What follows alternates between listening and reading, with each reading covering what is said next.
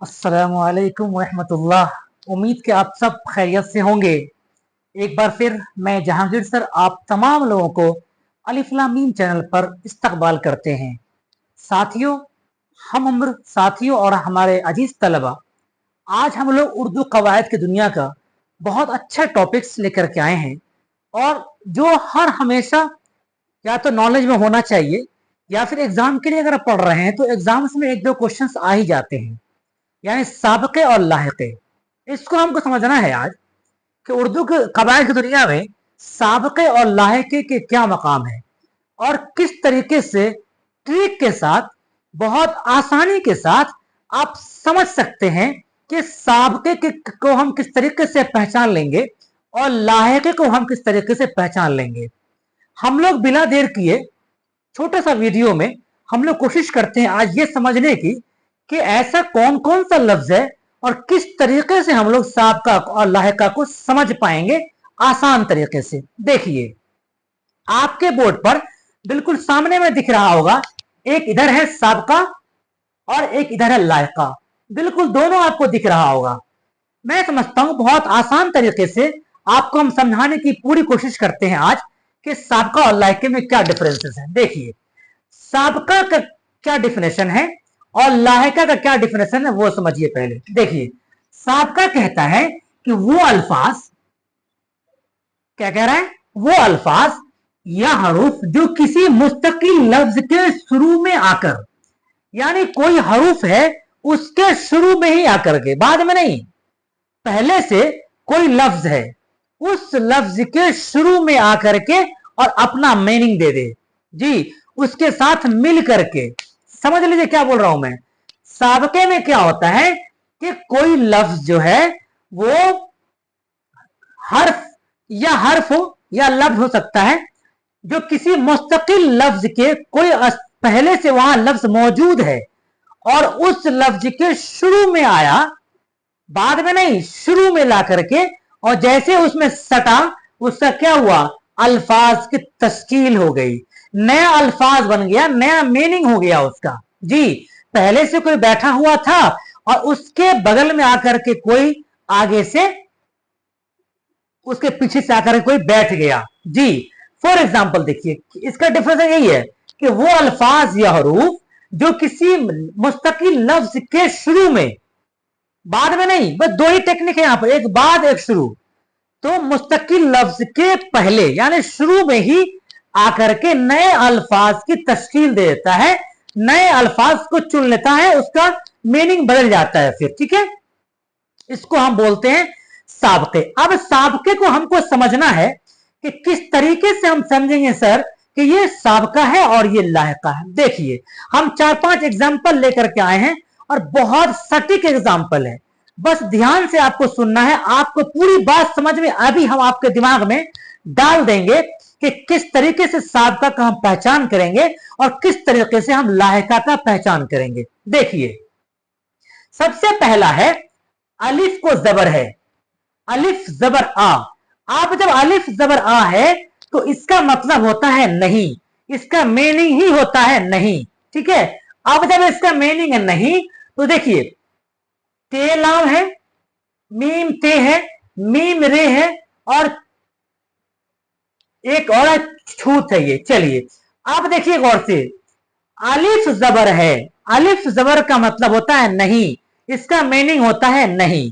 जब इसका मीनिंग है नहीं, तो देखिए गौर से, यहां अलिफ आप लगे, टल है, टल एक क्या है, टल एक लफ्ज है, टल क्या है, टल एक लफ्ज है, उसके पहले में हम लगा रहे हैं वो देखिए अलिफ जबर, इसको मिटा दीजिए और यहां लगाइए। देखिए अब क्या पढ़ेंगे आप, अटल पढ़ेंगे ना, क्या पढ़ेंगे आप, पहले क्या था टल, लेकिन हमने क्या किया, अलिफ जबर को ला करके पहले क्या किया हमने, उससे पहले सटा दिया उसमें, ठीक है, अटल हो गया। अब देखिए, ये मीम ते है, मीम ते जबर मत होता है, आपको ही मालूम है। अब जब मत है तो इसमें क्या किया, अलिफ जबर लगाया, अमत, ठीक है। ये देखिए, अब थोड़ा सा, ओहो एक मिनट देखिए, ये हो गया। अब देखिए, अब फिर ये है मिर या मर कहिए इसको, है ना, मर कह सकते हैं आप। जब इसको आप मर कह रहे हैं, एक लफ्ज है लेकिन इस लफ्ज के शुरू में ही एक अलिफ जबर आया, ठीक है, देखिए हमने लगा दिया, अब क्या हो गया, ये अमर हो गया। पहले जुटा या बाद में, पहले जुटा ना, जब पहले आकर के लगा, यहां भी कह रहा था कि जो हरूफ के किसी मुस्तकिल लफ्ज के शुरू में पहले आएगा आकर के नए अल्फाज बन जाए, ठीक है। चलिए अब देखिए, छूत है ये, छूत को आप अलिफ लगाइए, अब क्या हो जाएगा, अछूत हो जाएगा, क्या हो जाएगा, अछूत हो जाएगा, ठीक, क्लियर। चलिए अब एक और एग्जांपल दे रहे, समझिए गौर से। यहां है अलिफ नून जबर अन, अन के माने भी होता है नहीं, अन के माने भी नहीं के आते हैं, क्लियर। चलिए अब जब अन के मतलब नहीं आता है और अलिफ जबर आ के मतलब भी नहीं आता है, अब देखिए अन का मतलब नहीं, यहां देखिए यहां लिखा हुआ है, पहले से अल्फाज मौजूद है वहां पर, जी क्या लिखा हुआ है, पढ़। जब पढ़ लिखा है तो यहां क्या लिखा हुआ था, अन, और यहां पर इसको हटाएंगे और लगा देंगे अन। आप बोलिए क्या पढ़ेंगे इसको, अनपढ़ पढ़ेंगे ना।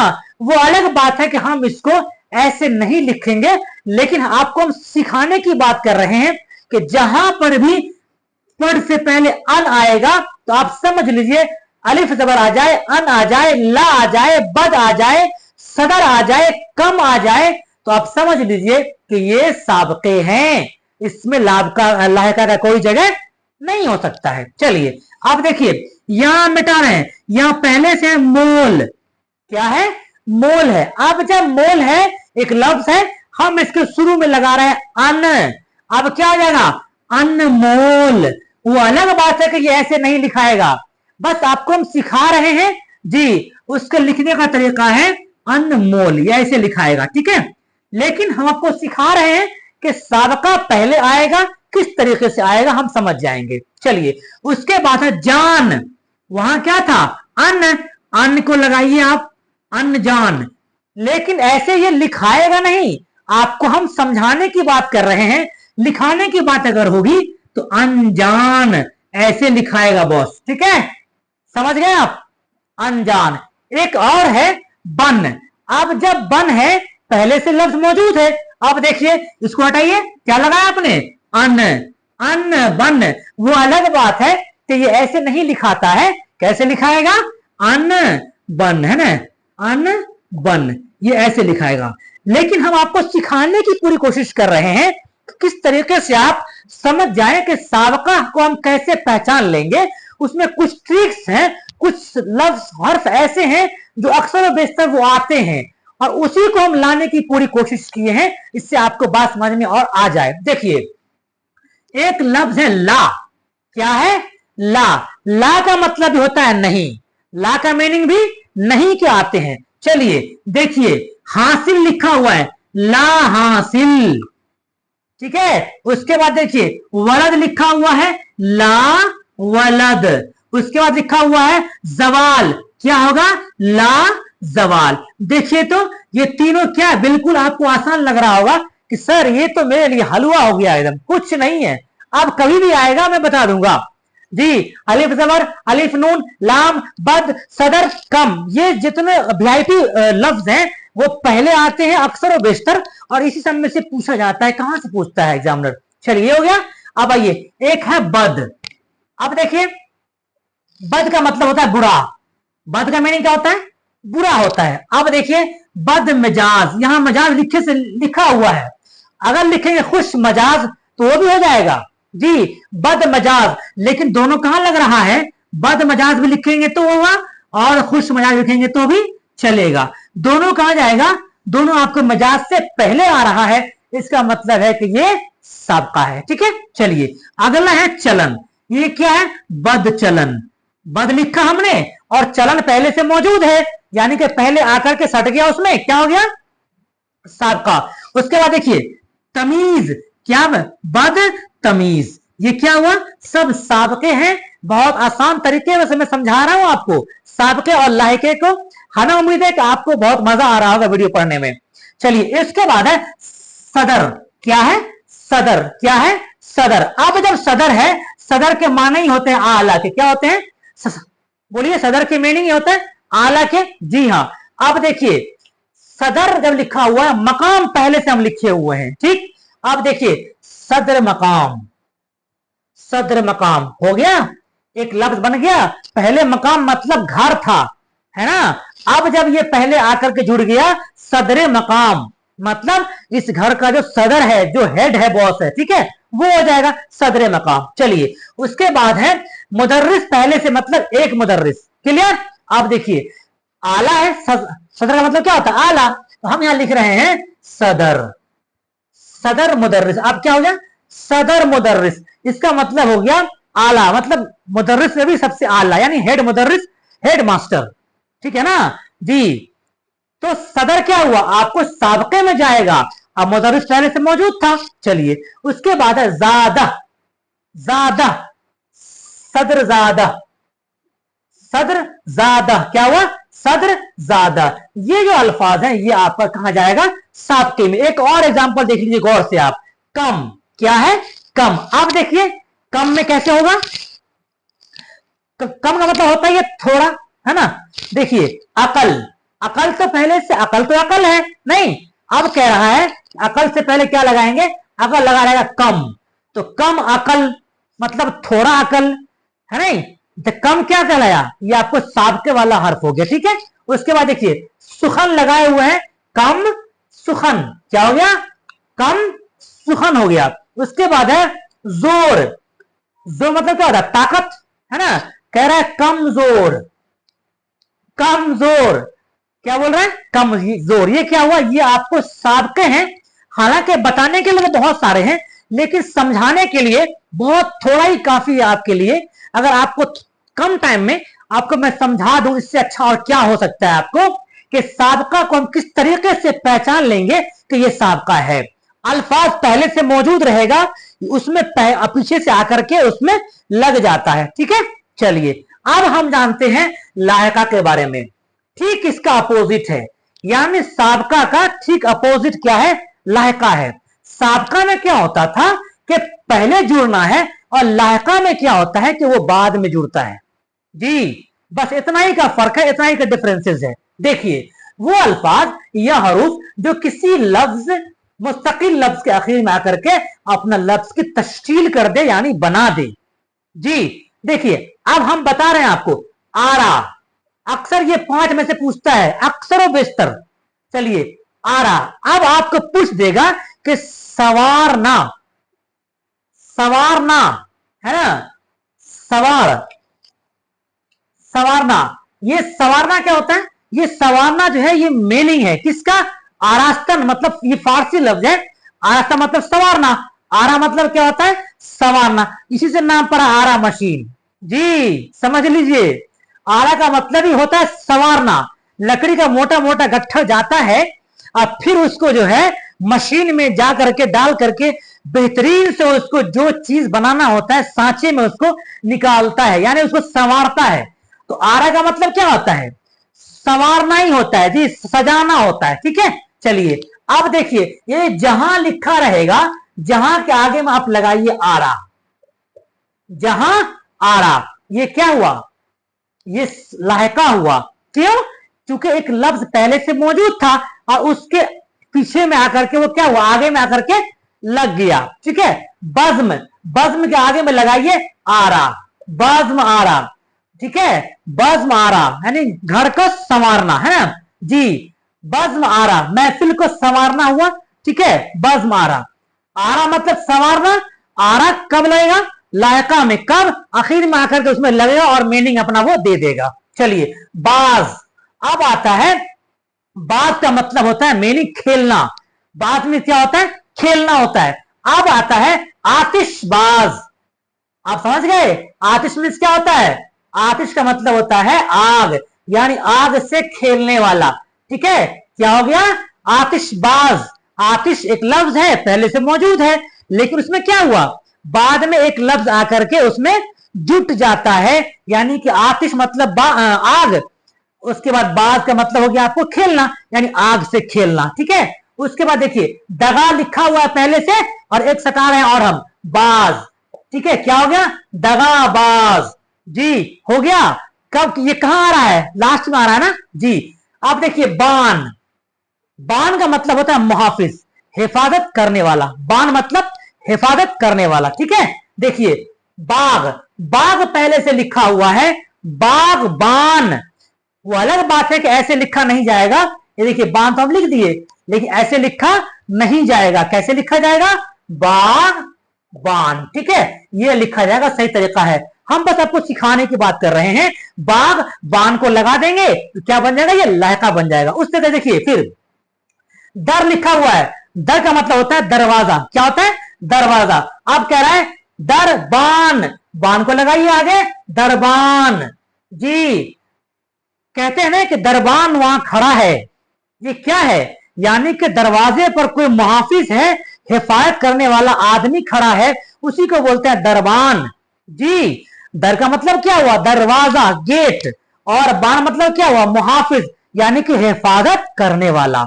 तो दर मेरा लफ्ज पहले से मौजूद था और हमने क्या किया, उसको बान ला करके लगा दिया, क्या हो गया वो, दरबान। अब कोई पूछेगा कि दरबान क्या है, लाहका है या साबका है, बताइए, बता दीजिएगा ना। जी हाँ, लायका है, सही कहा आपने। तो एक लफ्ज तो मेरा ऑलरेडी है ही, हम उसमें क्या किया, छोटा सा लफ्ज ला करके और नेम को तश्कील दे दिया हमने, जी हाँ। उसके बाद देखिए पन, अब एक लफ्ज है पन, पन क्या होता है, पन का मतलब होता है रखने वाला, क्या होता है, रखने वाला। कहते पन में क्या होता है, रखने वाला। सुनते हैं ना पन बट्टी, क्या मतलब, पान को रखने वाला जी, पन बट्टी। अब पान को जिसे रखता है बोलते हैं पन बट्टी, जी हाँ। तो पन का मतलब क्या, रखने वाला। अब देखिए लड़क, लड़क पन, लड़क पन, इसमें हम पूरा लिख दिए हैं, काटकूट नहीं किया इसमें हम। लड़क तो एक लफ्ज हो गया, अब पन उसमें जुटा हुआ है, तो क्या हो गया, ये अच्छे अच्छे बच्चे कंफ्यूज कर जाते हैं कि लड़कपन में कौन है साबका, कौन है लायका जी। हम देखते हैं इसलिए बोल रहे हैं आपको हम, जी हाँ। उसके बाद अब बचपन, अब जब आपको पता ही नहीं है कि बच है या पन होगा, पन पहले से मौजूद है या बच पहले से मौजूद है, ये साबका है या लायका है, मेरे बाबू आपको बता दिए ना। पन, दान, बान, बाज, आरा, ये चंद अल्फाज ऐसे हैं जो अक्सर व बेशतर पूछते हैं एग्जाम में, हम चंद ही लाए हैं इसलिए कि, और इसी समय से पूछता ही अक्सर व बेशतर, इससे कि आपको कोई दिक्कत नहीं हो जी। उसके बाद है रखने वाला, देखिए भोला, भोला पन, पन आखिरी में आया ना, क्या हुआ, ये लायका है कि नहीं, जी हाँ। उसके बाद है दान, देखिए अक्सर पूछता है इस समय से, कलम दान, देखिए कलम दान, ये क्या हुआ, ये साबका है, कलम एक लफ्ज पहले से मौजूद है और दान हमने क्या किया है, बाद में लाकर उसमें लगा दिया और तश्कील नए लफ्ज का, नई मीनिंग हो गया उसका, ठीक है। मतलब कलम को रखने की जगह को बोलते हैं कलमदान, क्या बोलते हैं, कलमदान, क्या बोलते हैं, कलमदान। उसके बाद है रोशनदान, यहां लगाइए दान, वो अलग बात है, ऐसे लिखा नहीं जाएगा, ध्यान रखिएगा लेकिन जी, रोशन दान। चलिए उसके बाद है पान दान, पान दान, हम सब में दान दान लगा हुआ है जी। तो ये दान, ये पन, ये बान, ये बाज, ये आरा, ये जो हिट बहुत अच्छा इसको कहा जाए, ऐसे हरूफ हैं जो अक्सर बेशतर एग्जाम्स में इन्हीं चीजों में से आते हैं जी।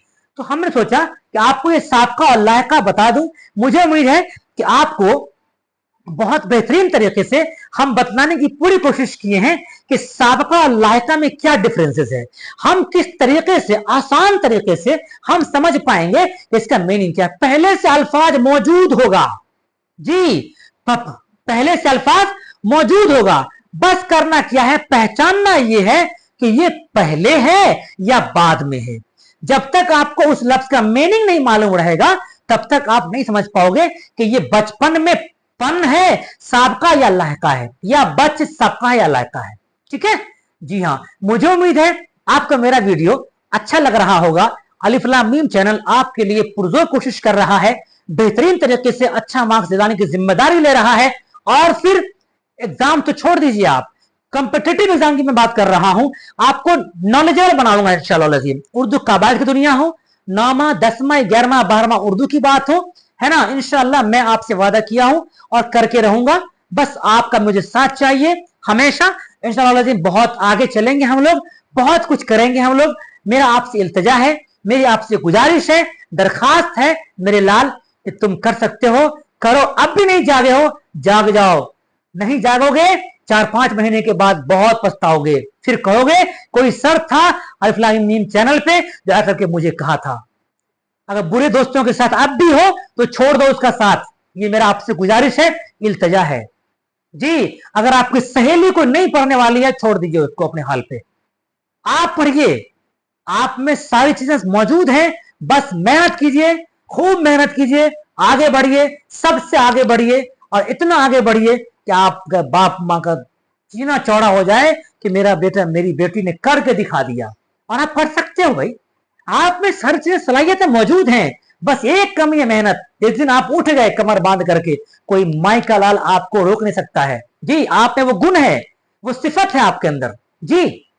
मैं जानता हूं आपके अंदर वो सिफात मौजूद है, बस एक थोड़ा सा मेरा रिक्वेस्ट है आपसे, आप उठ जाइए।